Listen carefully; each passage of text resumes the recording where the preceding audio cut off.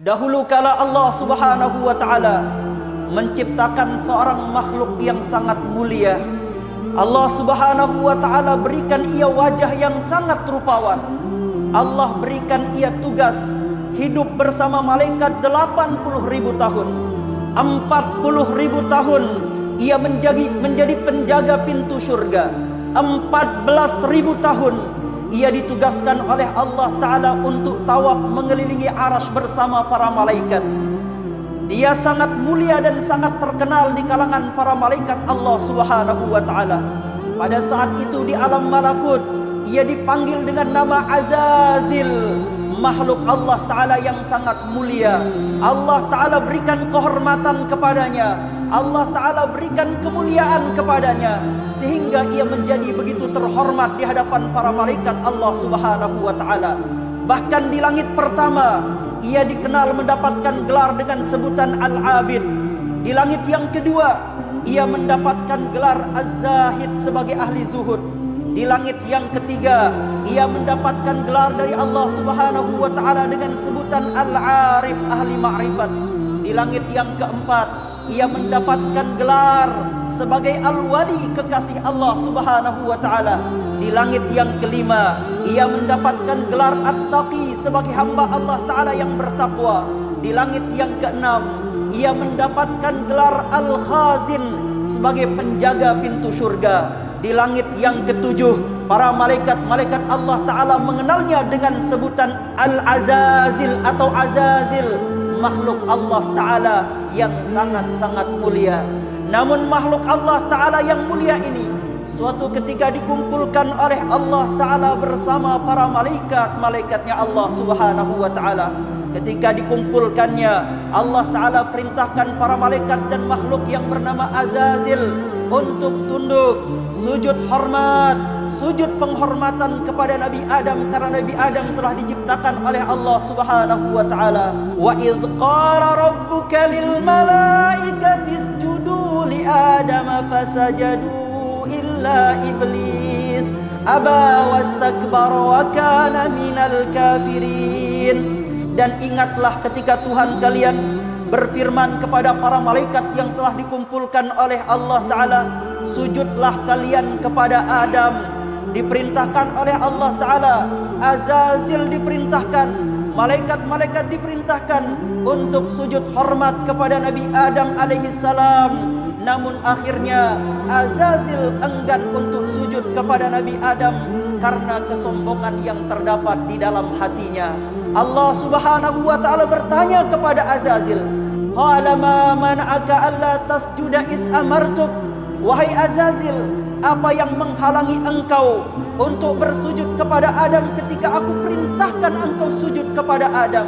Maka kemudian Azazil mengatakan, ana khairum minhu, khalaqtani min nar wa khalaqtahu min tin. Aku lebih baik daripada Adam, engkau ciptakan aku dari api, sedangkan Adam engkau ciptakan ia dari tanah.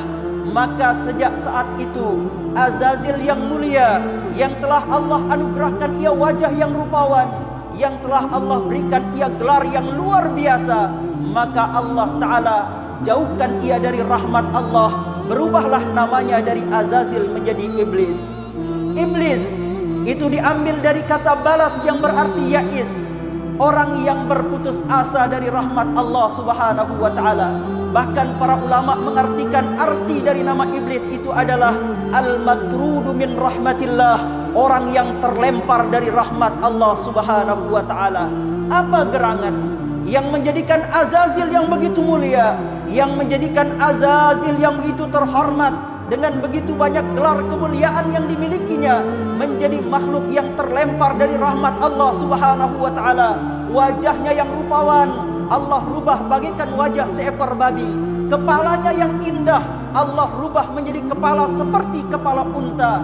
Dadanya kemudian tumbuh daging seperti bongkok yang ada di punggung orang yang bongkok. Maka menjadilah Azazil yang begitu mulia menjadi makhluk yang sangat jelek, menjadi makhluk yang menakutkan, menjadi makhluk yang mengerikan, menjadi makhluk yang dijauhkan dari rahmat Allah Subhanahu wa Ta'ala. Apa yang menjadikan makhluk yang begitu mulia berubah kemudian menjadi hina. Semua itu karena kesombongan yang ada di dalam hati Azazil yang menjadikan ia berubah menjadi iblis. Kesombongan adalah merupakan dosa yang paling klasik. Kesombongan adalah merupakan maksiat yang paling lama usianya di dunia ini. Dari kesombongan itulah muncul kedengkian. Dari kesombongan itulah muncul ujub. Dari kesombongan itulah muncul penyakit yang dinamakan ria. Dari kesombongan itulah muncul yang dinamakan dengan sum'ah. Dari kesombongan itulah lahir banyak dosa-dosa dan maksiat kepada Allah Subhanahu wa taala. Oleh karena itulah Allah Subhanahu wa taala senantiasa ingatkan kita, wala tusair khaddaka linnas wala tamshi fil ardi maraha. Janganlah engkau memalingkan mukamu dari orang lain karena engkau sombong, dan janganlah engkau berjalan di atas muka bumi ini dalam keadaan angkuh. Bahkan baginda Nabi sallallahu alaihi wasallam pernah bertanya kepada para sahabat, "Ala ukhbirukum bi ahlin nar?" Maukah aku ceritakan kalian? Maukah aku beritahukan kalian siapakah para penghuni neraka itu? Qalu bala. Para sahabat menjawab, tentu ya Rasulullah. Maka baginda Nabi SAW menyebutkan, setiap orang yang dia itu keras lalu kemudian dia rakus, wa mutakabbir, dan dia itu adalah orang yang sombong. Rawahu Muslim. Maka siapa yang berhati keras, siapa yang dia rakus dalam kehidupan dunia ini, dan siapa yang sombong di dunia ini, maka dia itu adalah termasuk penghuni api neraka. Maka oleh karena itulah baginda Nabi SAW senantiasa ingatkan kita agar kita tidak menjadi orang yang sombong, karena kesombongan itu dapat menjadikan kita terhalang untuk masuk ke dalam surganya Allah Subhanahu wa taala. La yadkhulul jannah man kana fi qalbihi misqalu dzarratin min kibar. Tidak akan masuk ke dalam surga orang yang di dalam hatinya terdapat kesombongan. Lalu seseorang bertanya kepada baginda Nabi sallallahu alaihi wasallam, bagaimana jika ada orang yang ia senang berpakaian bagus, ia senang jika memiliki sepatu sendal yang bagus? Maka baginda Nabi menjawab, innallaha jamilun yuhibbul jamal. Pakaian yang bagus itu bukan kesombongan. Sepatu yang bagus itu bukanlah kesombongan. Al-kibru batarul haq wa ghamtun nas. Rawahu Muslim. Yang dinamakan sombong itu adalah engkau menolak kebenaran dan engkau meremehkan orang lain. Itulah yang dinamakan kesombongan. Siapa yang menolak kebenaran, siapa yang tidak mau menerima kebenaran, siapa yang sering merendahkan derajat orang lain, maka berarti di dalam hatinya terdapat kesombongan.